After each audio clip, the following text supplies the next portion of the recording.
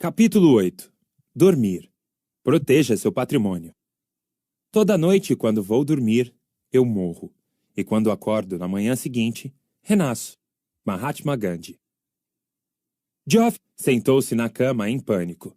Parecia que uma bomba tinha explodido dentro da cabeça. Suava, sentia-se desnorteado. Apurou os ouvidos com a máxima atenção. O que estava vendo? Tudo em silêncio. Talvez uma reação esquisita a algo que comera. Tentou voltar a dormir. Na noite seguinte, aconteceu de novo. Então, alguns dias depois, aconteceu no meio do dia.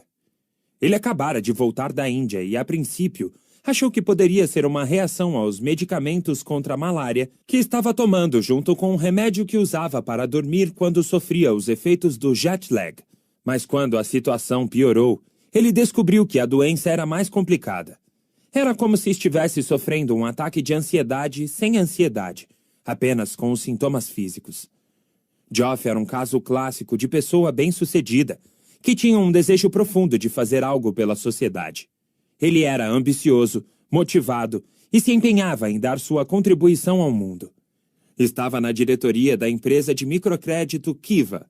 Recebera o título de empresário do ano da Ernst Young e de líder jovem global do Fórum Econômico Mundial. Era um dos criadores de um fundo de investimentos de impacto e presidente executivo de uma entidade global de microcrédito que ajudava mais de 12 milhões de famílias pobres. Tinha 36 anos e estava no auge da carreira. Geoff viajava constantemente, o que costumava resultar em problemas para dormir. A empresa ficava em Seattle, com filiais em São Francisco, na Índia e no Quênia.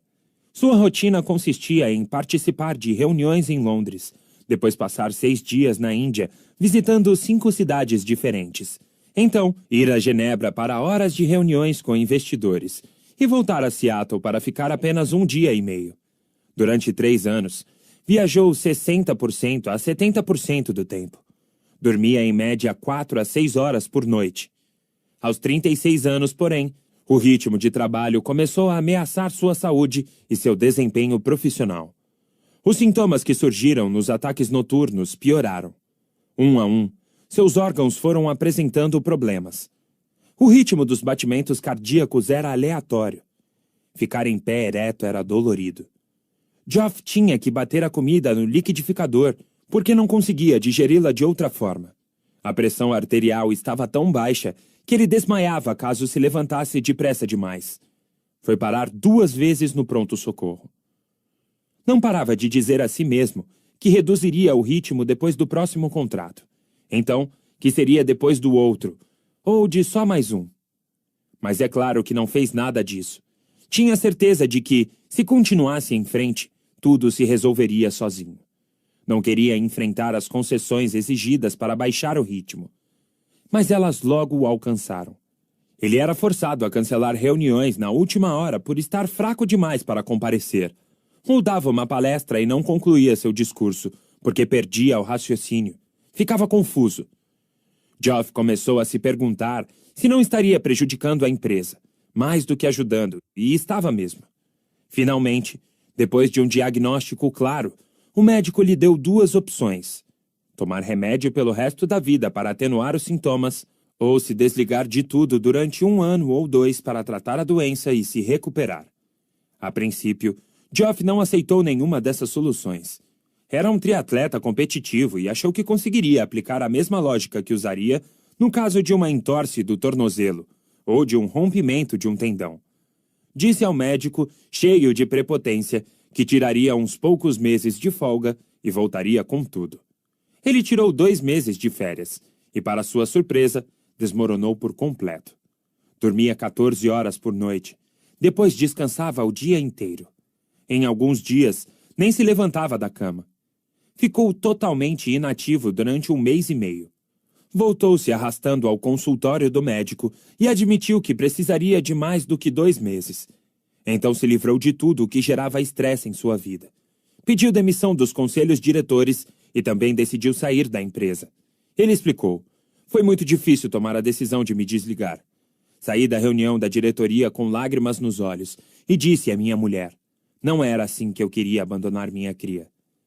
Geoff estabeleceu um plano totalmente dedicado à regeneração e à recuperação enquanto cumpria o protocolo de tratamento.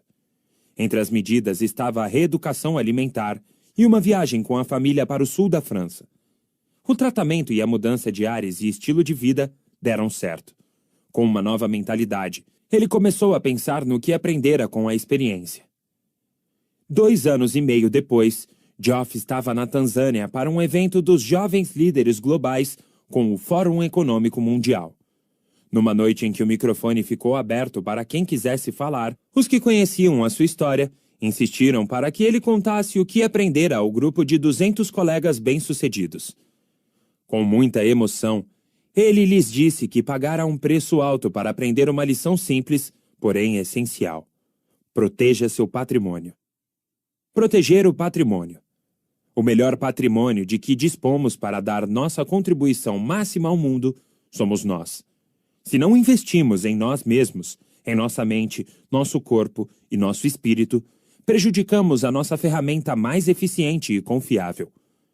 Uma das maneiras mais comuns de prejudicar esse patrimônio, principalmente no caso de pessoas ambiciosas e bem-sucedidas, é dormir pouco. Se deixarmos nosso instinto workaholic tomar conta, seremos engolidos por inteiro, como Geoff. Vamos nos desgastar cedo demais. Precisamos ser tão estratégicos conosco como somos com a carreira e a empresa.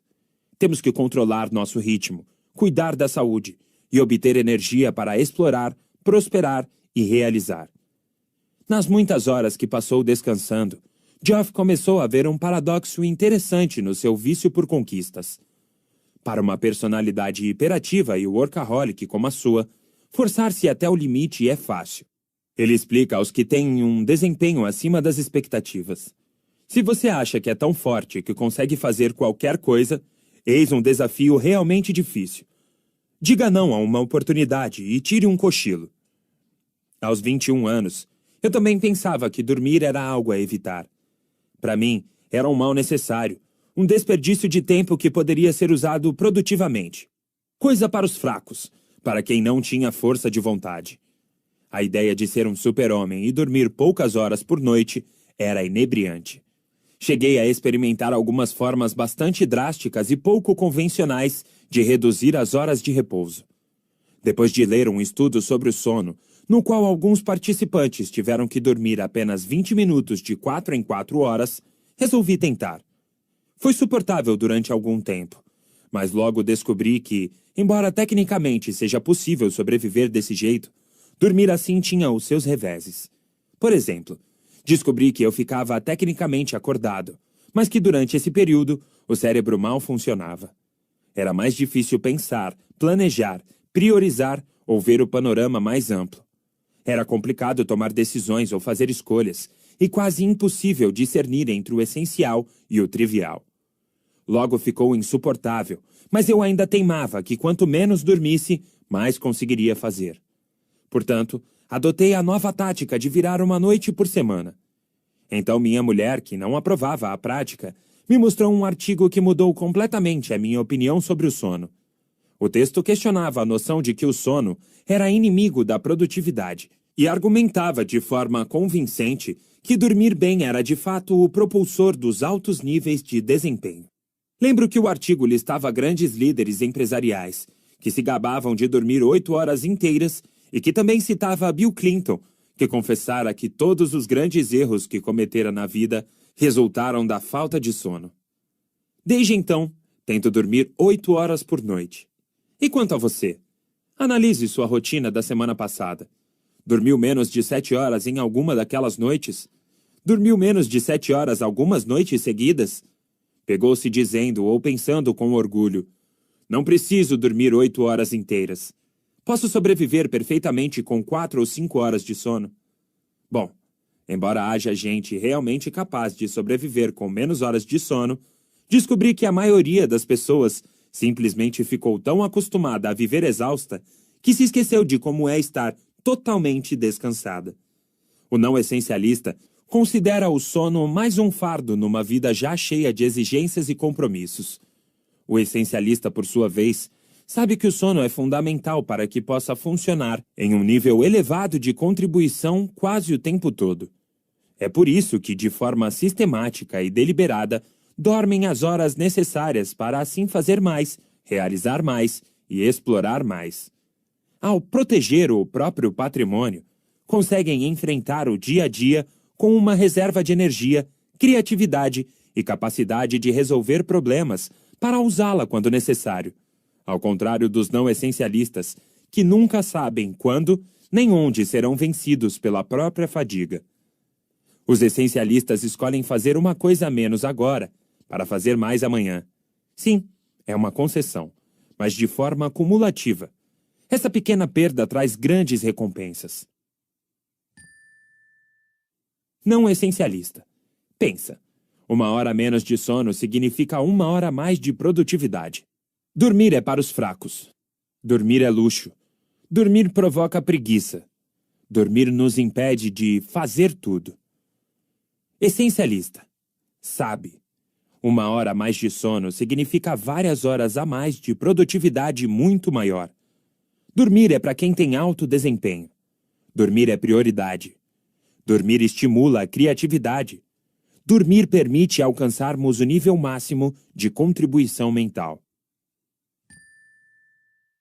Para acabar com o estigma do sono. No famoso estudo com violinistas que Malcolm Gladwell popularizou como a regra das 10.000 horas, Kay Anders Ericsson descobriu que os melhores violinistas passavam mais tempo estudando do que os colegas que eram apenas bons. Esse resultado comprova a lógica do essencialista ao mostrar que a maestria exige esforço concentrado e deliberado. É encorajador aprender que a excelência está em nossa esfera de influência e não é uma bênção concedida apenas aos naturalmente mais talentosos. Mas também chega muito perto de estimular a mentalidade não essencialista de tenho que fazer tudo. Esse mito pernicioso, capaz de justificar mais e mais horas de trabalho com um retorno cada vez menor. No entanto, tudo fica muito claro quando examinamos uma descoberta menos conhecida do mesmo estudo, que o segundo fator mais importante para diferenciar os melhores dos bons violinistas era, na verdade, o sono. Os melhores violinistas dormiam em média 8,6 horas por dia, cerca de 1 hora a mais do que a média dos americanos. No período de uma semana, também cochilavam em média 2,8 horas à tarde, cerca de 2 horas a mais do que a média. Os autores do estudo concluíram que o sono permitia que esses músicos de alto desempenho se recuperassem para estudar com mais concentração. Portanto, além de estudar mais, eles também produziam mais resultados naquelas horas de estudo, porque estavam mais descansados. No artigo Déficit de Sono, o exterminador do desempenho, publicado na revista Harvard Business Review, Charles A. Zeisler, professor de medicina do sono da Faculdade de Medicina de Harvard, explicou como a privação do sono prejudica a performance. Ele compara o déficit de sono a beber em excesso e conclui que virar uma noite, ou seja, ficar 24 horas sem dormir, ou passar a semana dormindo apenas 4 ou 5 horas por noite, induz uma debilidade equivalente à causada quando o indivíduo está com nível de 0,1% de álcool na corrente sanguínea. Pense bem, jamais diríamos, como ele é trabalhador, passa o tempo todo bêbado. Mas continuamos a exaltar quem sacrifica o sono para trabalhar. Embora o sono costume ser associado ao descanso do corpo, pesquisas recentes mostram que, na verdade, o sono descansa mais o cérebro. Um estudo da Universidade de Lübeck, na Alemanha, comprova que uma boa noite de sono pode aumentar o poder cerebral e melhorar a capacidade de resolver problemas. No estudo publicado na revista Nature, mais de 100 voluntários receberam um quebra-cabeças numérico, com um detalhe pouco convencional. Era preciso descobrir um código oculto para encontrar a resposta. Os voluntários foram divididos em 2 grupos. Um pôde dormir 8 horas ininterruptas. O outro foi interrompido enquanto dormia. Então, os cientistas observaram quais voluntários encontraram o código oculto. O resultado foi que, comparando-se aos voluntários que não dormiram bem, o dobro de pessoas do grupo que dormiu 8 horas resolveu o problema. Os pesquisadores explicaram que enquanto dormimos, o cérebro trabalha intensamente para codificar e reestruturar informações. Portanto, quando acordamos, o cérebro pode ter feito novas conexões neurais e, assim, permitir uma variedade maior de soluções para os problemas, literalmente, da noite para o dia. Uma boa notícia tanto para quem acorda com as galinhas, quanto para quem vai dormir com as corujas. A ciência mostra que até um cochilo pode aumentar a criatividade. Para dar apenas um exemplo, um relatório do periódico Proceedings of National Academy of Sciences revelou que até um único ciclo de REM, Rapid Eye Movement, ou movimento rápido dos olhos, melhora a integração de informações não associadas. Em outras palavras, basta um breve período de sono profundo para nos ajudar a fazer o tipo de conexões novas que nos permite explorar melhor o mundo. Resumindo, é o sono que nos permite funcionar no nível máximo de contribuição e realizar mais em menos tempo. Embora a cultura do super-homem, que não precisa dormir, ainda persista, o estigma está diminuindo, graças, em parte, a alguns grandes líderes, sobretudo em setores que costumam enaltecer aqueles que viram as noites, que se gabaram publicamente de dormir 8 horas seguidas. Essas pessoas, muitas delas verdadeiros essencialistas, sabem que hábitos de sono saudáveis lhes dão uma imensa vantagem competitiva. Jeff Bezos, fundador da Amazon.com, é um deles. Fico mais alerta e penso com mais clareza. Simplesmente me sinto muito melhor o dia inteiro depois de dormir 8 horas. Outro é Mark Andreessen, um dos fundadores da Netscape e ex-limitador do sono, que costumava trabalhar até altas horas da madrugada e mesmo assim estava de pé às 7 da manhã.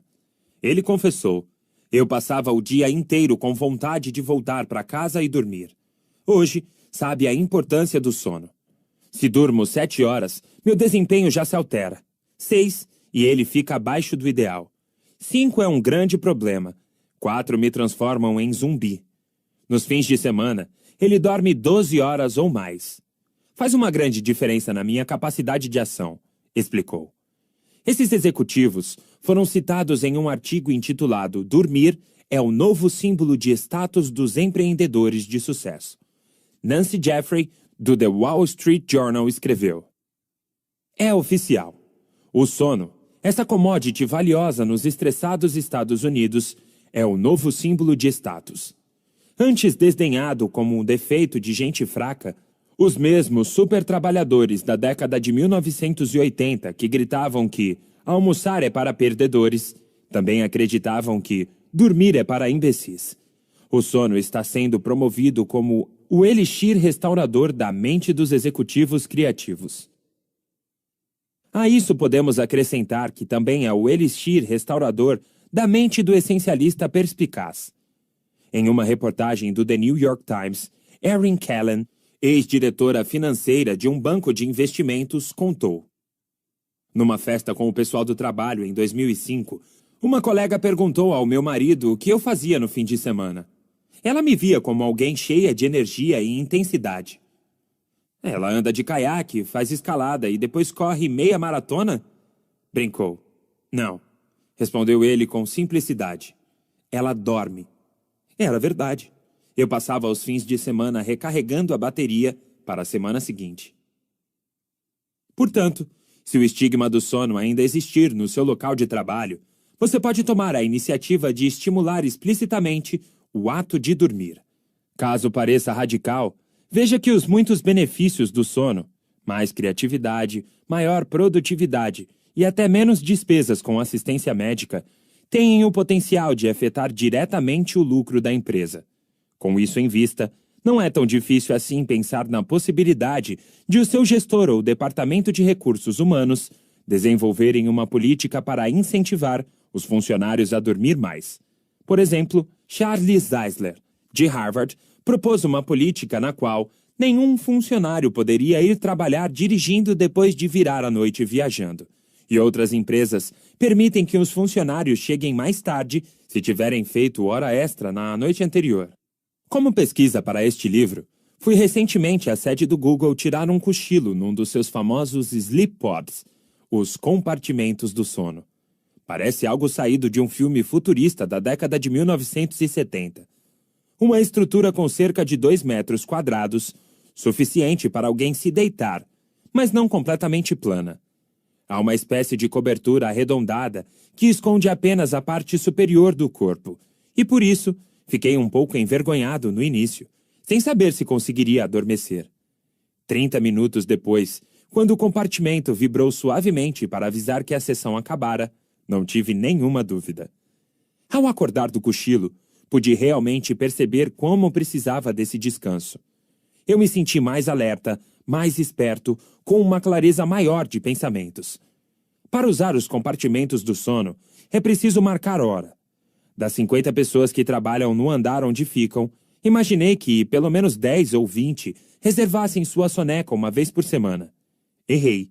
De acordo com a agenda, uma única pessoa aproveitara a oportunidade de recarregar o corpo e a mente com os 30 minutos de sono no meio do dia. Ainda assim, a presença do compartimento é importante para mostrar aos funcionários que o sono é prioridade. Nossa maior prioridade é proteger a capacidade de priorizar. Nesta parte do livro, falamos sobre explorar e avaliar opções para distinguir as poucas essenciais das muitas apenas boas, triviais ou mesmo medíocres. Por definição, esse é um processo de priorização que inclui o desafio de filtrar alternativas, que à primeira vista parecem importantes. Mas como explica a lógica do essencialista, na realidade só existem poucas coisas de valor excepcional, e quase tudo o mais tem pouca relevância. O problema de se privar do sono é comprometer a capacidade de perceber a diferença e, portanto, de priorizar. Dormir bem vai melhorar a capacidade de explorar, ver conexões e fazer menos, porém melhor durante as horas em que estiver acordado.